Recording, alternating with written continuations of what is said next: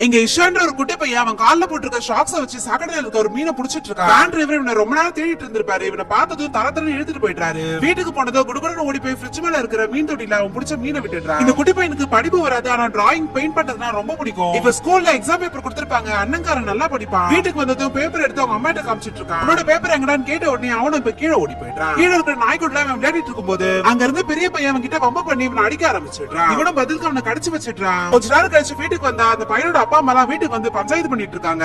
இதனால கோவப்பட்டு இந்த குட்டி பையனோட அப்பா அம்மா அவனை போட்டு அடிச்சிட்டாரு. ஆனா அம்மா அதை இப்ப காயத்துக்கெல்லாம் மருந்து வச்சிட்டு இருக்காங்க. அடுத்த நாள் காலையில அந்த பையனோட அம்மா அவன் எப்படியோ கஷ்டப்பட்டு எல்லாருக்கும் சாப்பாடு எல்லாம் கட்டி கொடுத்து ஹஸ்பண்ட் வேலைக்கும் பசங்களை ஸ்கூலுக்கும் கிளப்பி அனுப்பிடுறாங்க. இவனும் ஸ்கூலுக்கு போன உடனே ஷூ பாலிஷ் பண்ணலாம்னு சொல்லிட்டு திட்டுறாங்க.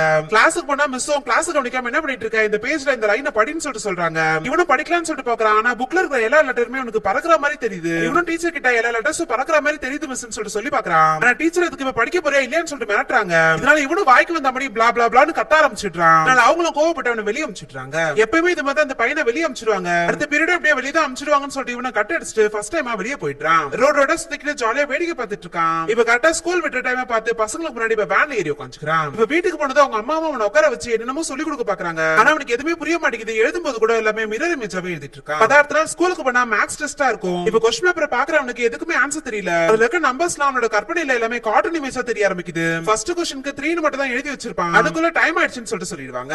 அன்னைக்கு அவன் கட் அடிச்சுட்டு போனது எப்படியும் அவங்க அப்பாக்கு தெரிஞ்சிருது. இவனை போட்டு பயங்கரமா திட்டி அடுத்த நாள் ஸ்கூலுக்கே வந்துட்டாரு. அங்க இருக்க டீச்சர்ஸ்லாம் அவனை பத்தி குறையாவே சொல்லிட்டு இருக்காங்க. மேக்ஸ் மிஸ் டெஸ்ட் பேப்பர் கட்டுறாங்க, பார்த்தா 3 மட்டும் தான் எழுதிருப்பான். ஆல்ரெடி 3rd ஸ்டாண்டர்ட் இவன் 2 வாட்டி படிச்சிருப்பான். அடுத்த வருஷம் டிசி கொடுத்துருவான்னு சொல்லிட்டு சொல்லிடுவாங்க. அதனால என்னோட அப்பா அவன் ஹாஸ்டல்ல தங்கி படிக்கிறேன்னு சொல்லிட்டு ஒரு போர்டிங் ஸ்கூல்ல சீட் வாங்கிட்டாரு.